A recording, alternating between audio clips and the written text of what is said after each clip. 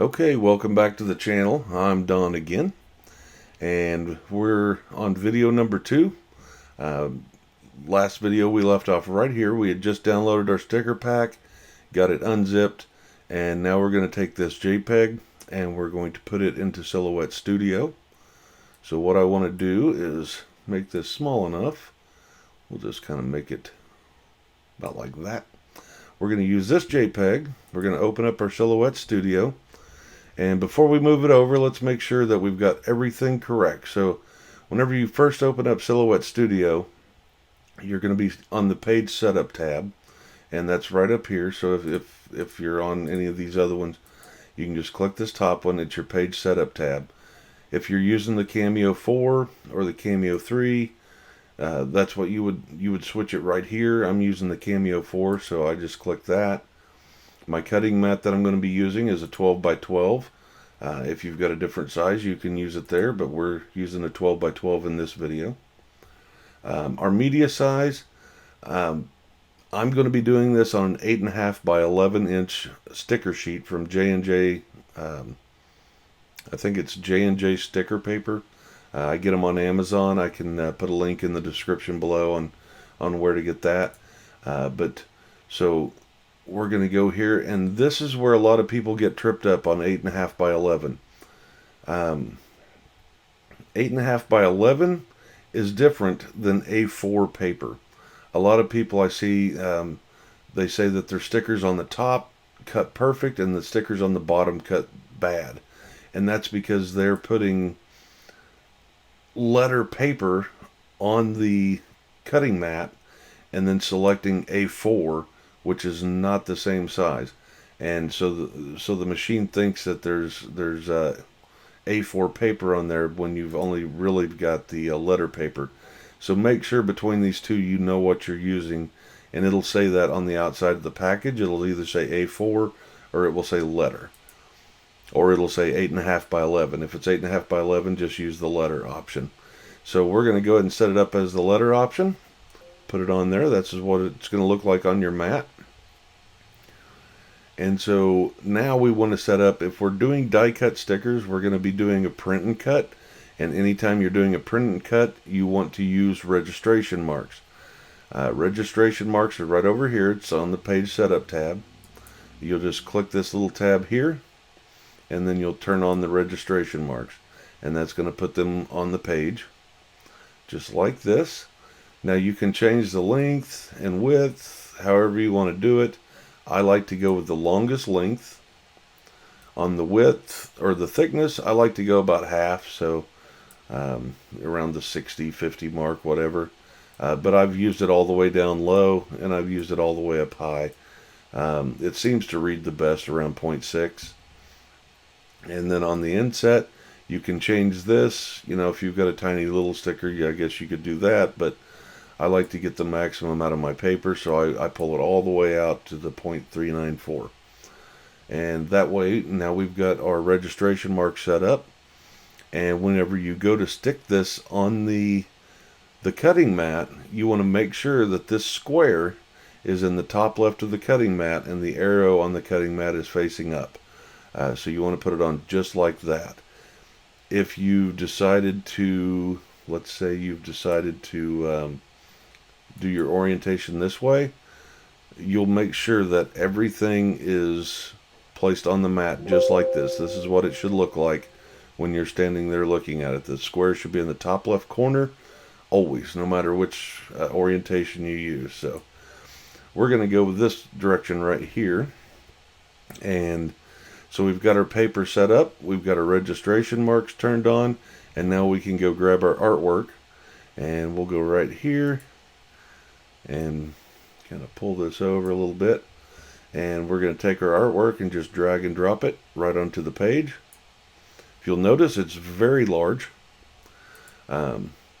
So what I like to do is I like to scroll out and highlight it, and then just kind of drag it down to around the size I think is going to work for the page, and then we can scroll back in.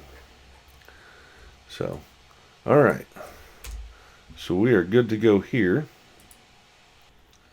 Now we can take our artwork and get it cut out.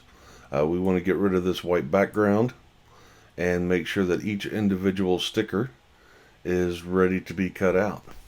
So what we're going to do now is we're going to go over here and we're going to open the trace panel. And I call it a piece of toast sometimes. That's what it looks like to me. It just looks like toast. But we're going to go to the trace panel, and on the trace panel you have 3 different tabs. You have just regular trace, you have trace by color, and you have magnetic trace. I tend to use the trace by color more than anything, especially for something like this when I'm just getting rid of a background. So I'll put it on the trace by color tab.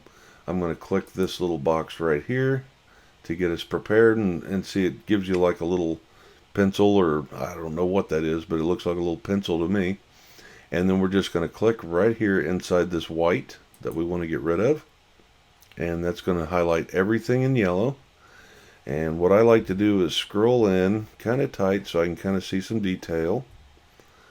And then I'm going to move this tolerance bar up just enough to where all the lines, if you look, if you take it all the way up, it'll just blow everything out. But there will be a spot where everything looks like it's cut out really well. If you leave it too low, you can see you get these little dots around the images. That's what you definitely don't want, because those will try to cut out on you. So whenever you go to do your cut, they'll try to cut on you, and you'll have these little dots everywhere. It's kind of crazy.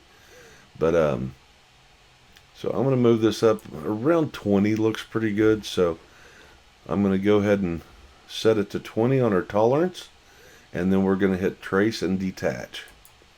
And that's going to take just a second. My computer's kind of screaming at me right now, doing the screen capture and Silhouette Studio and everything together, so bear with me. But once it goes away, we should be traced and detached, and we can grab this white part and just pull it away. And then I highlight it and just click the delete tab or delete key on my keyboard, get rid of it. And then I like to go down and get rid of this part too, so I'll just kind of highlight it, hit delete, and we are all separated. Get everything ready to go. Okay, now if you notice, if you try to grab this sticker here and move it, it's all separated. It comes loose from that. If that happens to you, just hit Control and Z to put it back in place. And then what I do is I'll just grab everything in that sticker, making sure not to grab anything from the other stickers, and hit Control G, and then you put everything together. It's all one piece now. Another way you can do that, if you don't like using the keyboard shortcuts, is to highlight everything and then right click and hit group. And then you've got the same thing. Everything's together. This one here is all together by itself. This one is. That one is not. So we'll hit Control Z. We'll grab everything in that one. I'll hit Control G to group it. And then this one's probably going to do the same thing. So we'll grab it. Control G. And we've got everything put back together. All right. So now what I'll do is I'll just move everything over close to my paper so that it's easy to grab. And if you hit the space bar, you can then left click and drag your paper around. So what I'm doing there is right now I've got the move tool, which is up here. I've got the move tool so I can move my artwork around, but if I want to move my whole screen around, I just hold down the space bar and I can move that around. So now we are just going to place our stickers on here how we want them to look. What you definitely want to do is you want to keep it out of this cross-hatched area. So see how this one's getting into the cross-hatch area? That can actually cause a problem whenever you're doing a print and cut. So they put those cross-hatches there for a reason. Go ahead and just leave your stickers out of that. And you want to give them room anyway. And we'll just place them place them in there however they look good. We may not be able to get them all in, but we'll try. We'll put this little guy right there. Put this right there. Remember, we're going to be offsetting these, so we want to keep them a decent distance apart. We'll make this one a little smaller so it'll fit. Maybe make this one a little smaller. There we go. And then this one, let's see, we can probably move this over. And then we can rotate this one to get it in here by using this little green bar there. We'll just rotate it. And then we can put it in there. Maybe move this guy down a little bit. Alright. So that'll work right there. I think everything should be pretty good. We can move it later if we need to. But now what we need to do is get our outline for our die cut. And the way we're going to do that is we're going to highlight one of our pieces of artwork. And we're going to come over here to this little star with the outline around it. It's the offset panel. We'll open the offset panel, and as long as we've got something highlighted, we can go ahead and click offset, and then that's going to offset everything. And if you notice, it's all kind of jumbled together. You've got all these little pieces, and it looks like everything's crazy, but if you hit apply, that all goes away. And the only problem, let's scroll in tight here, is when you're doing a die cut sticker, you don't want these little cutouts that happened. So the way we fix that is we'll just pull the artwork out of it, and we'll highlight this, right click, and release the compound path. And what that does is it breaks all these pieces up individually. So we can click outside of it, and then we can go in and individually delete these little pieces out, so that we don't have to worry about that happening. And then you can move your artwork back in, and to make sure that it's centered right, let's say you can't get it in there centered. This one centers pretty good, but let's say you can't, you just drop it close, highlight both of them together, and then you'll come over here and use this center, and that'll pull them both centered.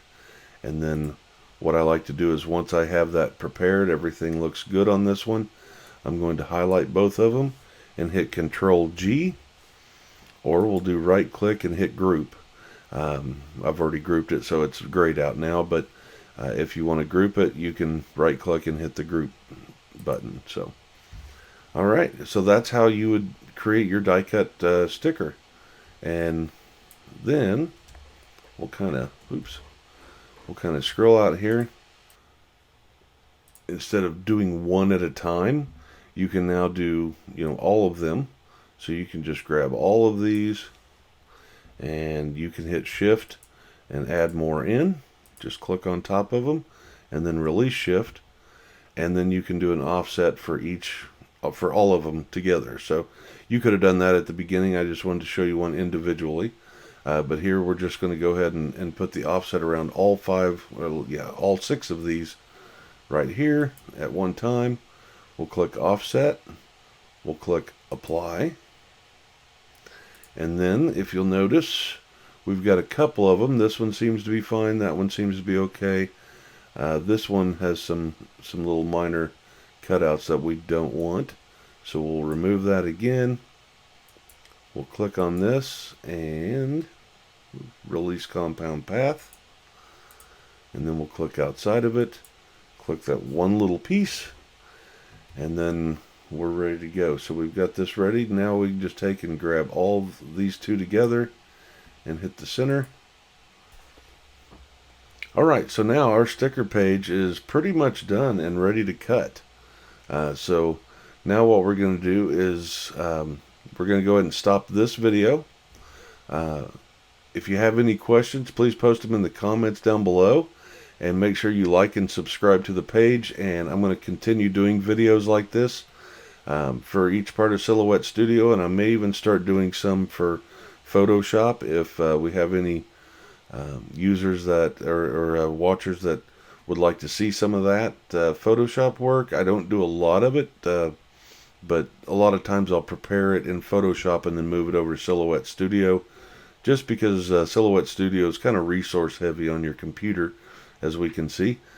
And but this is how you would do it inside Silhouette Studio, and we're going to move on to Video 3, and from there we're going to send it to the Cut tab, or the Send tab, I guess it would be, and get it prepared to be cut out.